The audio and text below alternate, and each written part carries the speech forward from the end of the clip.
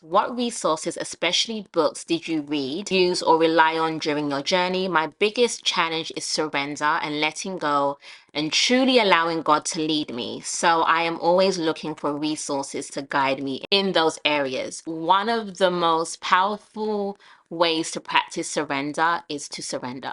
And I know that might just sound so like, okay, Shandy, so what does that even mean?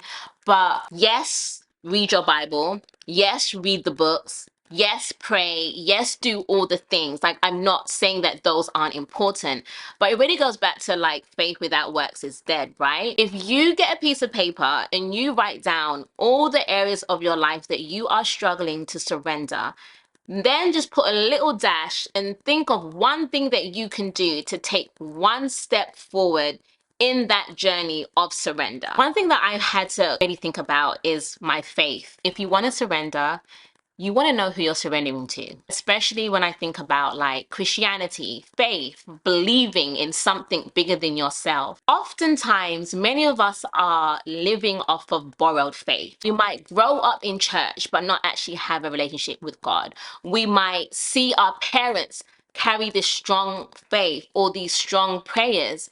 And in many ways, we are experiencing the overflow of what they prayed over us rather than actually carrying a faith and belief for ourselves. So the first thing that I've realized is if you want to surrender, you have to know who you're surrendering to. And the only way to know who you're surrendering to is to spend time with God, know who He is. You know who He is through reading His word, through spending time with Him, through calling His name and asking Him to show Himself to you. One of the most powerful prayers that I have prayed is, Lord, show me who you are. And that has really changed my life because what I realized is I spent a lot of time just being inspired by how other people live their faith, but not believing that those same elements were accessible to me. That was one really powerful shift that took place in my life, especially during the pandemic. When we were in the pandemic, when everything happened with George Floyd, that whole period, my faith was on life support. Like seeing how people of faith showed up and had every excuse under the sun for why it was okay for a police officer to have their knee on someone else's neck.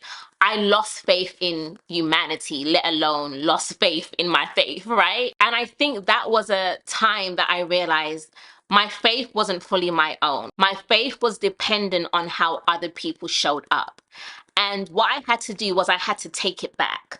I had to allow my faith to become my own. I had to start building authentic faith, faith that wasn't based on how this pastor was in that church or how someone treated me. I had to create a sacred space for my faith to flourish so that my faith wasn't dependent on the world. It was truly dependent on my ability to believe and to connect with God for myself. So that's the first thing that I will say. But going back to the resource part, especially in my 20s, I loved Priscilla Scherer. I still love her. One of the Bible studies that was transformative in my faith journey was her hearing the voice of God. And I did the study at a church. It was a local church, and they had like this women's Bible study. And the way that it works is you get a workbook and you also watch the videos weekly. I think you can buy it yourself on Amazon. I'm gonna leave it in the description. So I really enjoyed the opportunity, going back to what I was saying about knowing who you're surrendering to, hearing the voice of God. That really played a big part with really allowing myself to hear God's voice in the mix of the world's noise. You want to hear God's voice for yourself. You don't always want to feel at the mercy to someone else sharing a message. You want to be able to truly be in tune with your own beliefs. So that was definitely helpful. And I also loved her book, Fervent Prayers. That was a game changer for me because I was able to really identify the areas of my life that I was struggling with. So then I was able to write very specific prayers and scriptures, put them on my walls. Like, I feel like Priscilla was the founder of a prayer closet. I mean, I'm sure she wasn't, but you know what I'm saying? Like, I think she really brought that back into the limelight of like how important it is to have a space that is your war room. It's the place that you go to war. It's the place that you put your armor on.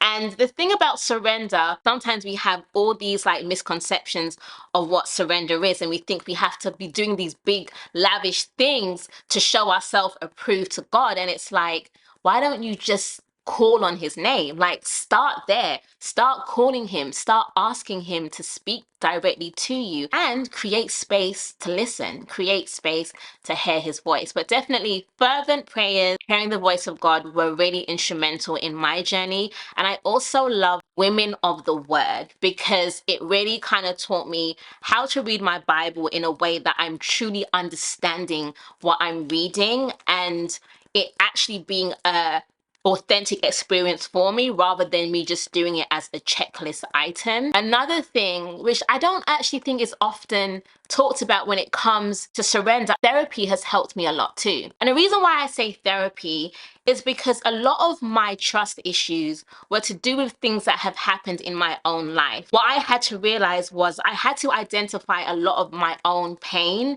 and the things that had kind of closed me off or in many ways made me see God the same way that I see man, in a way that, you know, I'm going to be disappointed, I'm going to be let down, I'm going to be hurt. Like, I had to create a separation and truly get in my mind that God is not like man. And it's okay for me to hurt. It's okay for me to feel the way that I feel because I've been through things, but it doesn't make it true.